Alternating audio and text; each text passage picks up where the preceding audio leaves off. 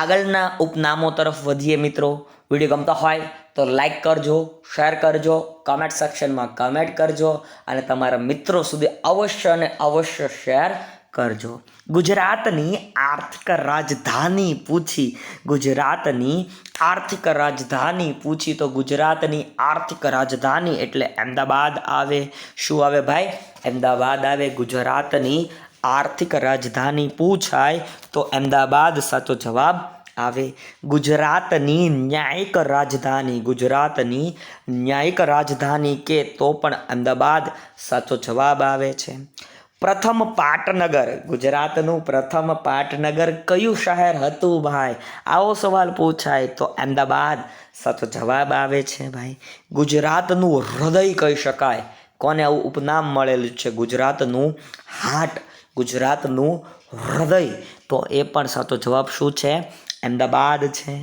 મૃત માનવીઓનો ટેકરો, લોથલ, બરોબર, લોથલની વાત છે ભાઈ. મૃત માનવીઓનો ટેકરો એટલે લોથ સ્થળ, લોથલ. તો ભાઈ તમને ખબર છે લોથલ પણ ક્યાં આવેલું છે? રે અમદાવાદ રે, બરાબર, એટલે કે અમદાવાદમાં આવેલું છે લોથલ, બરાબર. તમે અમદાવાદનું આમ તો ગીત પણ સાંભળ્યું હશે ભાઈ. તો મૃત માનવીઓનો ટેકરો, લોથ સ્થળ જેને કહેવામાં આવે છે લોથલ, અને જે ક્યાં આવેલું છે ભાઈ? અમદાવાદ ખાતે આવેલું છે. ભૂલાય નહીં વાલા મિત્રો. આગળના પ્રશ્નો તરફ વધીએ ભાઈ. હોજે કુતુબ, હોજે કુતુબ તરીકે કોણ ફેમસ છે ભાઈ? તો કાંકરિયા તળાવ, અમદાવાદ ખાતે જે કાંકરિયા તળાવ આવ્યું છે એ હોજે કુતુબ, બરાબર, હોજે કુતુબ તરીકે ફેમસ છે ભાઈ. પક્ષીવિદો માટે અભ્યાસની આંગણવાડી, પક્ષીવિદો માટે અભ્યાસની આંગણવાડી આવું કીધું તો નળ સરોવર અમદાવાદ એ પક્ષીવિદો માટે અભ્યાસની શું છે ભાઈ? આંગણવાડી છે. યાદ રાખજો ભાઈ, પક્ષીવિદો માટે અભ્યાસની આંગણવાડી કહી શકાય તો એ શું છે? નળ સરોવર અમદાવાદ. કારણ કે ત્યાં ભાઈ અવનવા પક્ષીઓ આવે છે અને પક્ષીવિદોને ત્યાં અવનવા પક્ષીઓ વિશે માહિતી મળે છે, એટલે આંગણવાડી કીધી છે. ગુજરાતનું ઓટો હબ, તો ગુજરાતનું ઓટો હબ પૂછાય એટલે સાણંદ સાચો જવાબ આવે. અને સાણંદ પાછું ક્યાં આવેલું છે? અમદાવાદ ખાતે આવેલું છે. Green city, global city, green city, clean city, આવું તમે સાંભળ્યું હશે ને ભાઈ. તો આ ગ્રીન સિટી એટલે ભાઈ Gandhinagar. Green city Gandhinagar, global city Gandhinagar.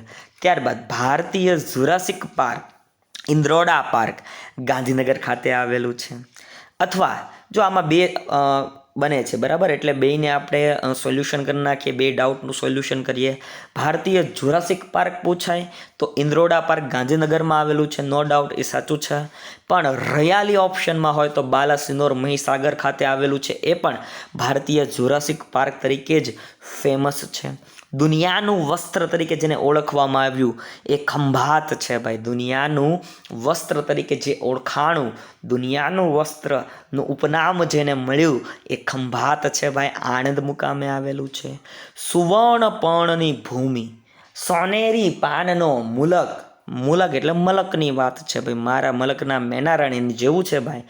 સુવર્ણપર્ણની ભૂમિ, સોનેરી પાનનો મુલક તો ચરોતર પ્રદેશ છે, જે ક્યાં આવેલો છે? ચરોતર પ્રદેશ તો આણંદ, ખેડા અને મધ્ય ગુજરાતનો આ વિસ્તાર, મધ્ય ગુજરાતનો આ વિસ્તાર સોનેરી પર્ણની ભૂમિ, સોનેરી પાનનો મુલક તરીકે પણ પ્રખ્યાત થઈ ચૂકેલો છે ભાઈ. પ્રથમ ખાનગી બંદર, તો પ્રથમ ખાનગી બંદર ભાઈ પીપા વાવ છે. કયું છે ભાઈ? પીપા વાવ છે. અમરેલી મુકામે જે આવ્યું છે એ પ્રથમ ખાનગી બંદર છે ભાઈ. ડાંગનું પ્રવેશ દ્વાર પૂછ્યું ભાઈ. ડાંગનું પ્રવેશ દ્વાર, તો ડાંગનું પ્રવેશ દ્વાર વધઈ છે ભાઈ, વધઈ, બરોબર. અને વધઈ ક્યાં આવેલું છે? ડાંગમાં જ આવેલું છે. અરવલ્લીની પૂંચ, અરવલ્લીની પૂંચ, તો અરવલ્લીની પૂંચ એ થલતેજના ટેકરા અમદાવાદ, થલતેજના ટેકરા અમદાવાદથી લઈને તમને ખબર હશે ભાઈ રાયસીના હિલ્સ સુધી આ અરવલ્લીની પર્વતમાળાઓ, અરવલ્લીની પર્વતમાળાઓ નીકળી ચૂકી છે ભાઈ. બાણગંગા, બાણગંગા તરીકે જે ફેમસ છે એ છે ભાઈ શેર ક્રીક, કચ્છમાં આવેલું શેર ક્રીક, જ્યાં સૌથી છેલ્લે સૂર્યાસ્ત થાય છે એ સિર ક્રિકની વાત છે ભાઈ. કરોડો સુવાલીની ટીકરીઓ, તો તાપીનો નદીનો જે કિનારો છે એ કરોડો સુવાલીની ટીકરીઓના નામથી ઓળખાય છે. લોક ગેટ બંદર, ગુજરાતનું એકમાત્ર લોક ગેટ ધરાવતું બંદર મારા ભાવેણામાં છે, ભાવનગરમાં આવેલું છે ભાઈ. બરાબર, યાદ રાખજો ભાઈ, લોક ગેટ બંદર Bhavnagar, Bhavena. LPG liquefied petroleum gas આયાત કરનાર પ્રથમ ખાનગી બંદર. એલપીજી ગેસ આયાત કરનાર પ્રથમ ખાનગી બંદર તો એક શું છે ભાઈ? પોરબંદર છે. બેકવોટર બંદર એટલે ભાઈ પોરબંદર. બેકવોટર બંદર એટલે કયું બંદર? પોરબંદર. મત્સ્ય બંદર તો ભાઈ જવાબમાં શું આવે? મત્સ્ય બંદર તો વેરાવળ, ગીર સોમનાથમાં આવેલું છે ભાઈ. બરાબર, જે મત્સ્ય બંદર તરીકે પ્રખ્યાત છે. આપણે કાલે આના વિશે ઘણી બધી ચર્ચા કરી હતી. આની પહેલાંના વિડીયો તમે ન જોયા હોય તો અવશ્ય ભાઈ જોઈ લેજો. વિડીયો ગમતા હોય તો લાઈક કરજો, શેર કરજો, કમેન્ટ સેક્શનમાં તમારી કિંમતી કમેન્ટને અવશ્યથી ભાઈ મૂકજો, જેથી કરીને અમે કંઈક નવા વિચારો સાથે તમારી સમક્ષ આવી શકીએ. કેમિકલ્સ બંદર તરીકે જે પ્રખ્યાત છે એ દહેજ છે. તો દહેજ ક્યાં આવેલું છે? આવો સવાલ ડાયરેક્ટ પૂછાય. ભરૂચમાં આવેલું છે ભાઈ. પેટ્રો રસાયણ બંદર તો એ હજીરા છે. હજીરા ક્યાં આવેલું છે? સુરત મુકામે આવેલું છે ભાઈ. એ પણ એક યાદ રાખજો. ગેટવે ઓફ પોર્ટ એટલે હજીરા, જે સુરત ખાતે આવેલું છે. સૂર્યનગરી તરીકે જે ફેમસ છે ભાઈ, એ છે ભાઈ સુરત. ડાયમંડ સિટી તરીકે જે ફેમસ છે એ પણ છે ભાઈ સુરત. મક્કાનું પ્રવેશ દ્વાર કહેવામાં આવે કોને? તો એ પણ સુરતને જ કહેવામાં આવે. અથવા બાબુલ મક્કા આવું પણ કહેવામાં આવે તો પણ સુરત સાચો જવાબ આવે છે. હીરક નગરી, કારણ કે હીરાના ઉદ્યોગ સાથે સંકળાયેલી નગરી છે હીરક નગરી, તો પણ સુરત સાચો જવાબ આવે. દિલબહાર નગરી તો પણ સુરત સાચો જવાબ આવે. ભારતનું ટોકિયો કયો? તો પણ સુરત સાચો જવાબ આવે છે. ભારતનું એન્ટરવર્પ, બરોબર, ભારતનું એન્ટરવર્પ આવું કીધું છે તો પણ સુરત સાચો જવાબ આવે. ફ્લાયઓવર સિટી ઓફ ગુજરાત, તો પણ સુરત જ સાચો જવાબ આવે છે. સત્યાગ્રહની ભૂમિ એટલે બારડોલી સુરત ખાતે, કારણ કે 1928માં જે સત્યાગ્રહ થયો હતો ને વાલા મિત્રો, એ સત્યાગ્રહ સાથે સંકળાયેલી વાત છે. એટલે સત્યાગ્રહની ભૂમિ બારડોલી સુરત ખાતે આવેલું છે. યાદ રાખજો ભાઈ. ગુજરાતનું ચેરાપુંજી તો કપરાડા વલસાડમાં આવેલું છે. વલસાડમાં આવેલું કપરાડા ગુજરાતનું ચેરાપુંજી છે. પરશુરામની ભૂમિ તો એ વલસાડ છે ભાઈ. ગુજરાતનું પંચગીની નારગોલ છે ભાઈ. નારગોલ વલસાડ મુકામે જે આવેલું છે. ઉન્મત્ત ગંગા તરીકે કોણ ફેમસ થયું છે ભાઈ? ઉન્મત્ત ગંગા તરીકે ઘેલો નદી ફેમસ થઈ છે. ઉન્મત્ત ગંગા તરીકે. કશ્યપ ગંગા તરીકે શું ફેમસ થયું છે? તો વાત્રક નદી આ કશ્યપ ગંગા તરીકે ખૂબ જ ફેમસ થઈ રહી છે. કિરાતની કન્યા તરીકે કોઈ ફેમસ હોય તો એક નદીનું નામ છે ભાઈ, એ નદીનું નામ છે હાથમતી નદી. કઈ નદી ભાઈ? હાથમતી નદી એ કિરાત કન્યાના નામથી ફેમસ છે. ઉત્તર ગુજરાતની અંબા તરીકે કોને ઓળખવામાં આવે? તો ભાઈ ઉત્તર ગુજરાતીઓની અંબા તરીકે જે નદી ફેમસ છે એ નદીનું નામ છે ભાઈ સાબરમતી નદી. કઈ નદી ભાઈ? સાબરમતી નદી, તો એ પણ ભૂલતા નહીં. માલધારીઓની માતા તો એ નદી કઈ છે ભાઈ?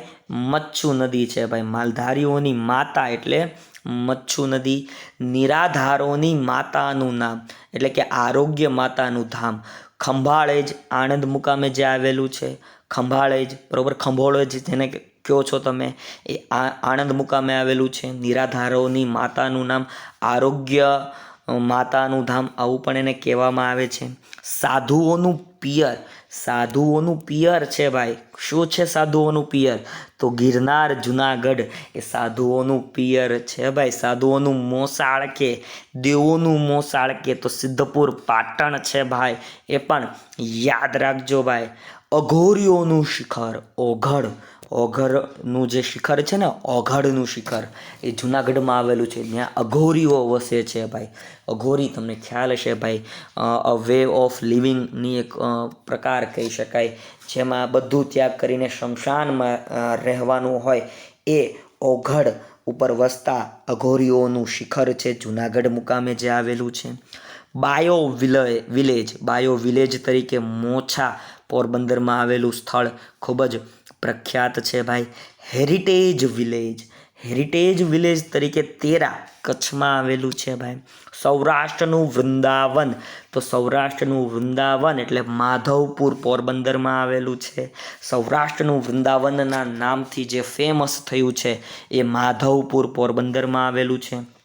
મિની કુંભ મેળો જ્યાં ભરાય છે, મિની કુંભ મેળો જ્યાં દર 18 વર્ષે મિની કુંભ મેળો ભરાય છે, એ ભાડભૂત ભરૂચ મુકામે આવેલું છે ભાઈ.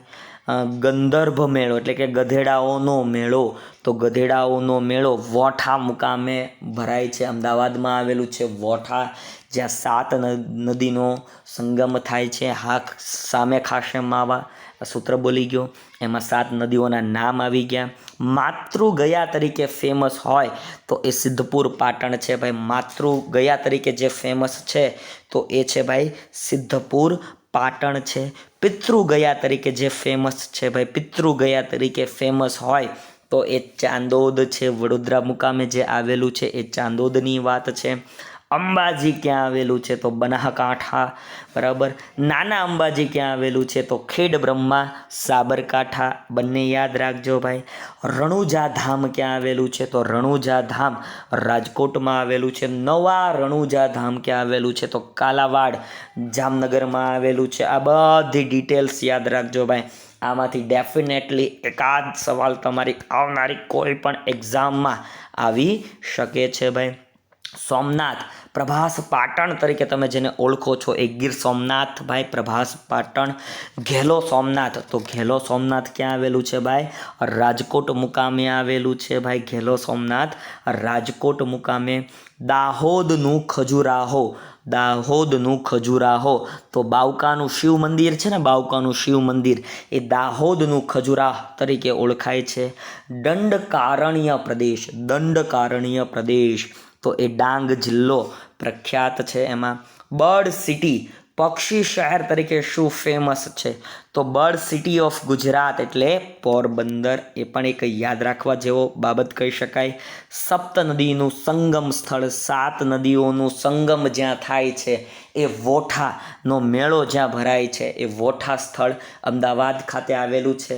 હા સામે ખાશે માવા, આ સૂત્ર મેં તમને વાત કરી હશે.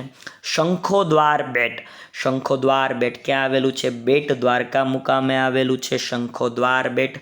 સમુદ્રીય પરિતંત્ર, તો પિરોટન ટાપુ જામનગર મુકામે આવેલું છે ભાઈ. સમુદ્રીય પરિતંત્ર પિરોટન ટાપુ જામનગર મુકામે. આર્દ્રભૂમિ, વેટલેન્ડ અથવા જલપ્લાવિત ક્ષેત્ર, નળ સરોવર અમદાવાદ ખાતે આવેલું છે. જ્વાળામુખીય સરોવર, તો દૂધિયું તળાવ પાવાગઢ ખાતે આવેલું છે. મોરધારના ડુંગરો, નાના ગીર અમરેલીમાં આવેલા છે. થોડુંક બતાતું નથી પણ મિત્રો શબ્દો ઉપર ધ્યાન આપજો એટલે વાંધો નહીં આવે.